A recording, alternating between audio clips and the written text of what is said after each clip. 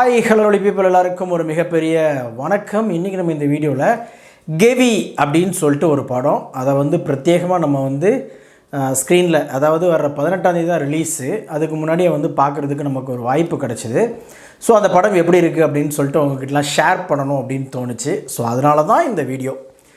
So Tamil Dayalan நினைக்கிற ஒரு பேர் டைரக்டர். ஆக்சுவலாக அவருக்கு கொடைக்கானல் அதை சுற்றி உள்ள அந்த சின்ன சின்ன கிராமங்கள் இருக்கும் இல்லையா, அதை பற்றின அந்த பூர்வகுடி மக்களுடைய அந்த வாழ்க்கை தரம் எப்படி இருக்குது அப்படின்றத கண்டிப்பாக நம்ம மக்களுக்கு சொல்லணும் அப்படின்னு சொல்லி ஆசைப்பட்டு எடுத்திருக்கக்கூடிய ஒரு படம் தான்.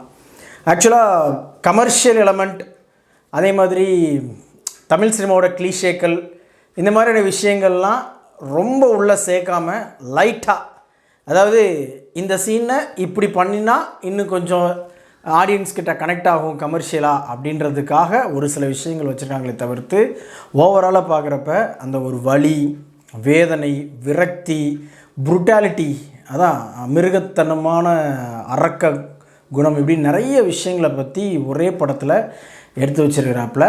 ஆக்சுவலாக கவி, அதான் வெள்ளகவி கேள்விப்பட்டிருப்போம் நம்ம கொடைக்கானலில். அங்கே உள்ள ஒரு மலை கிராமத்தில் நம்ம ஹீரோ அண்டு ஹீரோயின் இருக்காங்க. அவங்க அந்த ஊர் எப்படிப்பட்டது அப்படின்றத ஃபஸ்ட்டு சீக்வன்ஸே நம்மளை உட்கார வச்சிடுறாங்க.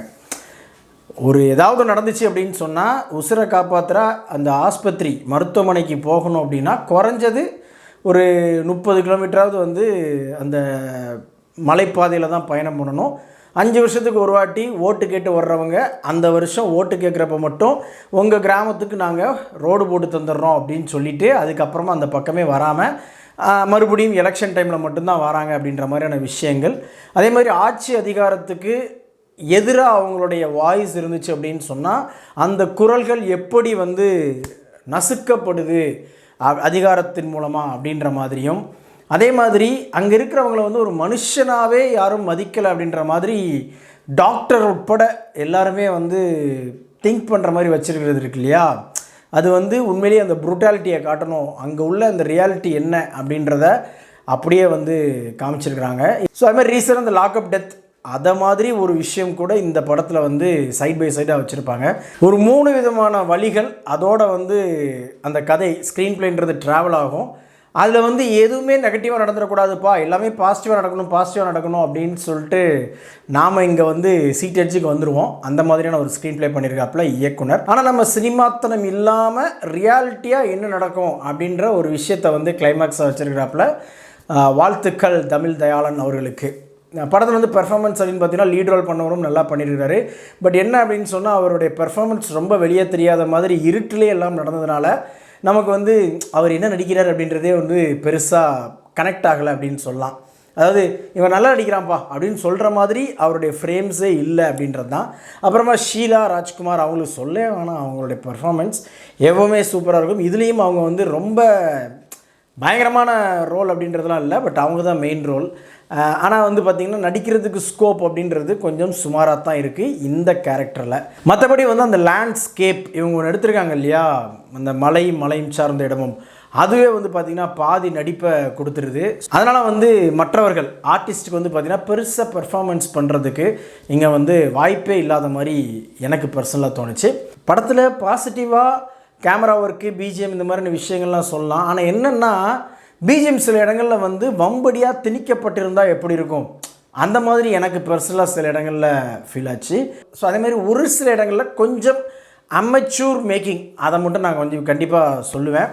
அது உங்களுக்கு பார்க்குறப்ப நமக்கே தெரியும். அதாவது ஆக்ஷன் அப்படின்றத சொல்லி அதுக்கப்புறமா ஒரு 2 செகண்ட் டைம் எடுத்து அதுக்கப்புறமா அவங்க பெர்ஃபார்ம் பண்ண ஆரம்பித்து அந்த டேக்கை இங்கே அவுட்டில் வச்சுருக்காங்க. மற்றபடி ஸ்க்ரீன் ப்ளே ஒரு டைட்டான ஸ்க்ரீன் ப்ளே தான். அதை முழு படத்துலேயுமே பார்த்திங்கன்னா அந்த டென்ஷனை அப்படியே ட்ராவல் பண்ண வச்சுருக்கிறாரு இயக்குனர். அதுக்காக ஒரு மிகப்பெரிய வாழ்த்துக்கள். ஸோ இது எல்லாருக்குமே பிடிக்கிற மாதிரியான ஒரு கமர்ஷியல் ஜனரஞ்சகமான படமா அப்படின்னு கேட்டிங்க அப்படின்னா அந்த மாதிரியான படம் கிடையாது. பட் இந்த மேற்கு தொடர்ச்சி மலை, இந்த மாதிரியான படங்கள் இருக்குது பாருங்கள், இந்த கூழாங்கல் கூட சொல்லக்கூடாது, இது அதுக்கும் மேலே கொஞ்சம் பட்டு என்ன அப்படின்னு சொன்னால் முழுக்க ஆர்ட்டாகவும் இல்லாமல் முழுக்க கமர்ஷியலாகவும் இல்லாமல் ரெண்டும் கலந்த கலவையாக இந்த படத்தை கொடுக்க ட்ரை பண்ணியிருக்கிறாங்க. அதில் ஓரளவுக்கு வெற்றியும் கண்டிருக்கிறாங்க அப்படின்றது தான் நம்மளுடைய பாயிண்ட் ஆஃப் வியூ. இந்த படத்துக்கு ரேட்டிங் அப்படின்னு பார்த்தீங்கன்னா கண்டிப்பாக 5க்கு 3.25 கொடுப்பேன்.